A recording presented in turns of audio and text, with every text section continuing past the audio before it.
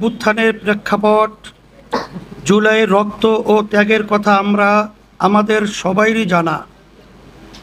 তবে জুলাই অভ্যুত্থানের প্রত্যাশা ও কারণ নিয়ে কিছু কথা স্পষ্ট করে বলা দরকার। দেশের একটি রাজনৈতিক পক্ষের বক্তব্য, বিবৃতি ও আচরণ দেখলে মনে হয় জুলাইয়ের আন্দোলন হয়েছিল কেবলই ক্ষমতার পালাবদলের জন্য। আদতে বিগত দিনের রাজনীতিতে এটা পরিষ্কার যে কেবলই নির্বাচন ও ক্ষমতার পালাবদলের জন্য জুলাইয়ের অভ্যুত্থান হয় নাই,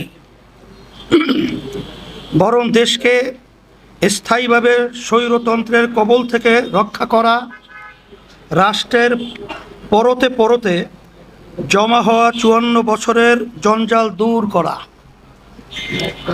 ক্ষমতার ভারসাম্য আনা, সর্বত্র জবাবদিহিতা নিশ্চিত করা, সাংবিধানিক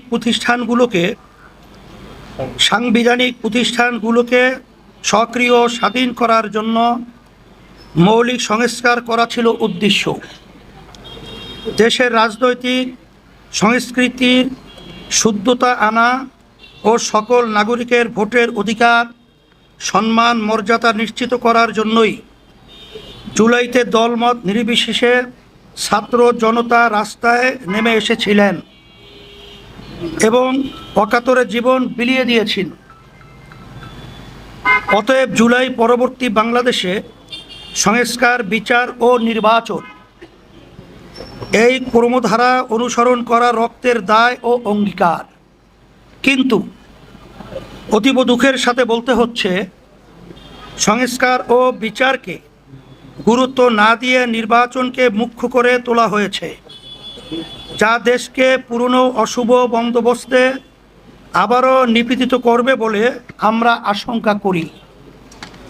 প্রিয় সাংবাদিক বন্ধুগণ, আমরা যারা জুলাইতে জীবনকে বাজি রেখে সংগ্রাম করেছি, যারা বাচ্চাদের রক্ত ও জীবন উৎসর্গিত হতে দেখেছি, যারা আহতদের রোনাজারি শুনছি, তারা এই পরিস্থিতি মেনে নিতে পারি না।